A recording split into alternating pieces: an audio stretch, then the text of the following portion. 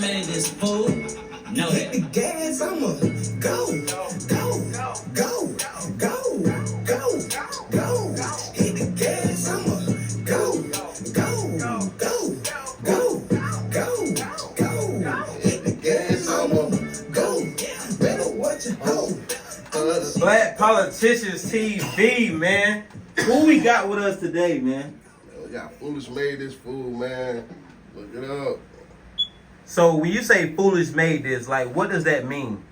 Foolish made it, man. A fool made all this shit. yeah. Nah, that's getting called foolish. That shit came from some of my people and shit. You know what I'm saying? My uncle and my cousin. They were calling me that as a kid. So I understand that, like, you're from Southside 41. Yeah. Spruce Street. So before we get to the politics of you being from Southside 41, let's talk about the religious side, because a lot of people don't understand that, like Lumberton and the Southside, we have a lot of prominent churches, and we have a lot of black churches that can promote the excellence of black artists. So, like, where did you start from? And can we talk about, like, you living in, not living, but you're going to church in Southside 41, and what's the impact of Christianity in Southside 41? Man, all the First Baptist, Sandy Grove, listen, there are a lot of churches on 41, a lot of black, good churches on 41. But it started with me playing drums at like 3. I remember the It's a Hard Knock Life Jay-Z shit came out. And I had a drum set for Christmas.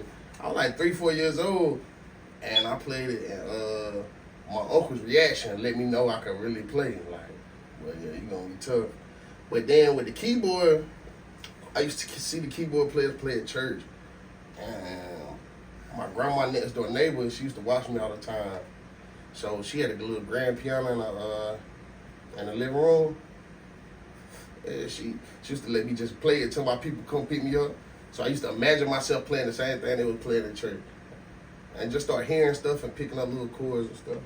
So what's your favorite gospel song? What songs would you imagine yourself playing? Back then, I can't even remember. It just used to be songs that they sung at church.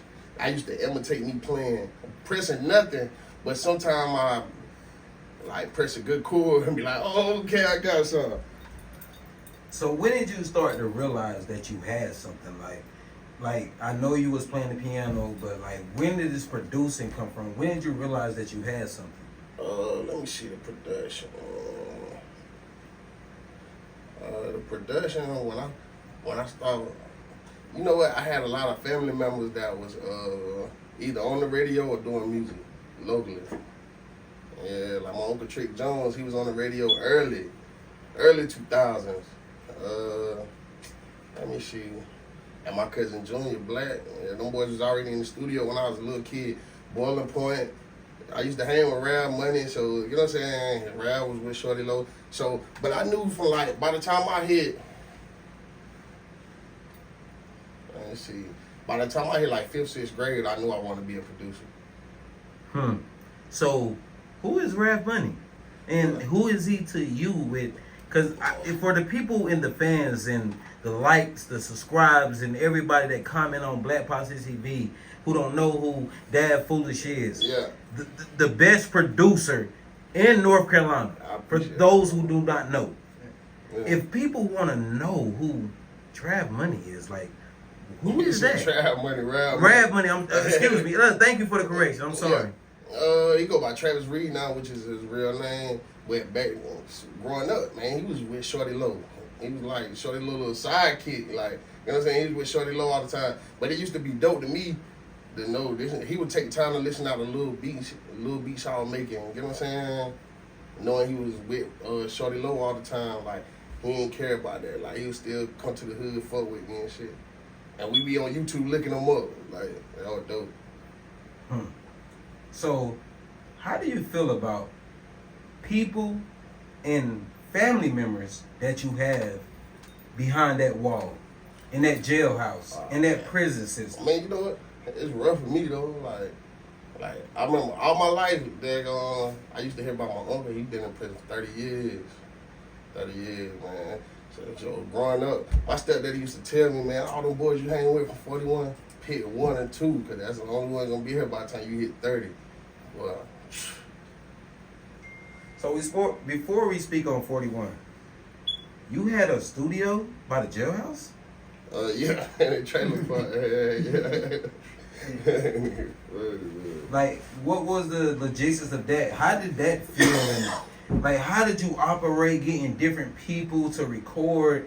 Because I know if you had a studio right there by the jailhouse, there was a lot of people that probably was beefing, but wanted a song. Can't, like, not saying any names. Can you give us an example where something like that happened? Just because you went for the jailhouse, it'd be way more happening right there. Like, people be on the run right there. Like, you know what I'm saying? It'd be all types of shit happening in the trailer park right in front of the jailhouse. But especially back then, I don't know about now. But, man, I started recording this nigga named Dollar Hunter, Free Dollar. You know what I'm saying? He's about to get out. Who is that? Dollar Hunter, listen, that was shit. That was really my main artist. That's actually the person that say Foolish made this fool, and he was using that in the song. But yeah, man, I did every mixtape Dollar had. He had like 5 or 6 songs. I did every one. But he seen the potential I had, and he started investing in me. He helped me build a studio. He helped me build a studio in my laundry room, bro. So you being from Southside 41, and you already put in your work as in field work, what made people start to get a liking to what you had going on?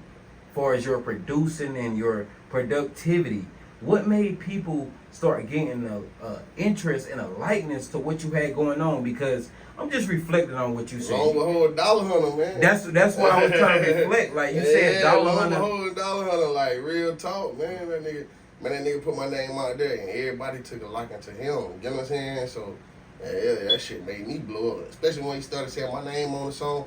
It was crazy because you know a lot of people don't know how production works. So they thinking every song I did, Dollar would come to the studio and say, "Foolish made this fool" at the beginning of it. You know what I'm saying? Yeah. So when we speak on your most prominent artists, I'm not gonna say most prominent artists, and we're gonna get into your other artists. So I can't even say most prominent artists. But when we get into one of your main artists, which was Dollar Hunter, who believed in you and invested in you, and said, "Okay, it's time for Foolish made this beat." Yeah. So you know what? And then it was crazy because this one I knew he was for me. I mean, I always knew bro was for me, but it was like, you know how sometimes a person go over and beyond for you, and you be like, "Well, I never expect that from nobody." What was that? We in the studio with Hood Rich Pablo. And I didn't really take too many beats. What year was that? We need the whole story. Like we can't run by it. I can't say if it's 2016 or 17 what was going on. It was like 16 or 17.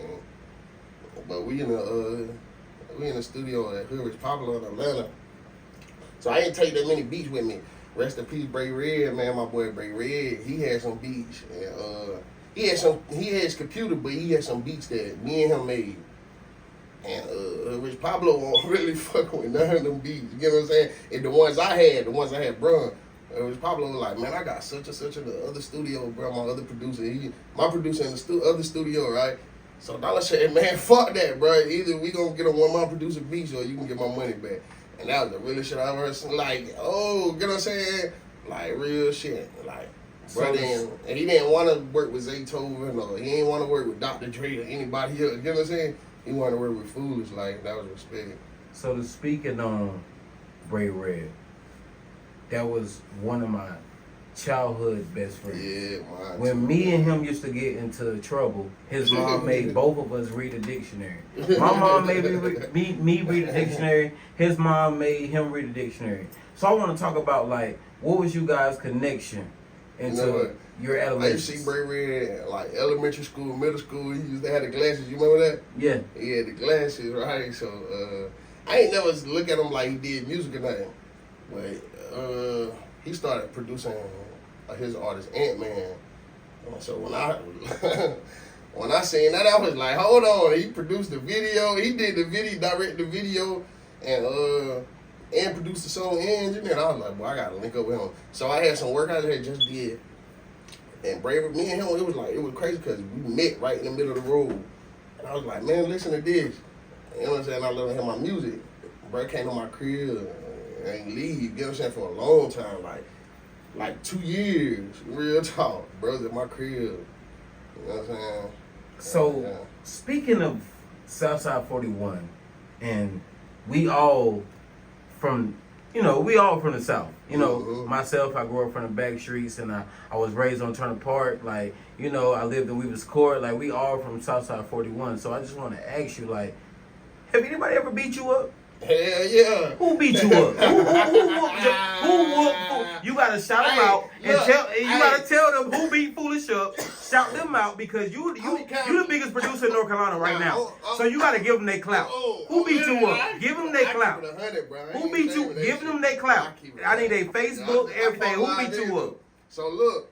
So I don't really be counting the little ones, cause you know what I'm saying. When you real little, that No, shit don't count. look, anything past 10 years old. Yeah, that's count real. them, you know what I'm saying. The one was, man, I used to fuck with Ty Drake. You know Ty Drake. Yeah. You know what I'm saying. Hey, we need to Ty Drake on the channel, man. Shout out to my boy. Which was one of my artists too. You know what I'm saying. But back then, this before I started recording. Very lyrical artist. I'm sorry. I'm in like junior high school. I don't remember if it was 7th or 8th grade, right? So me and him, my old lady said he made a pass at her.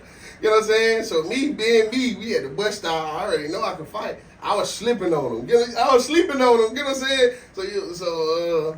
Hey, I ran up, bro, beat my ass, right? But we both, like, you know what I'm saying? He didn't do me dirty, but it was like, I knew he beat my ass. But my friends was still like, foolish, bro. You got on him. I was like, hell, now y'all capping like hell, bro. Beat the hell out of me, bro. Hell yeah.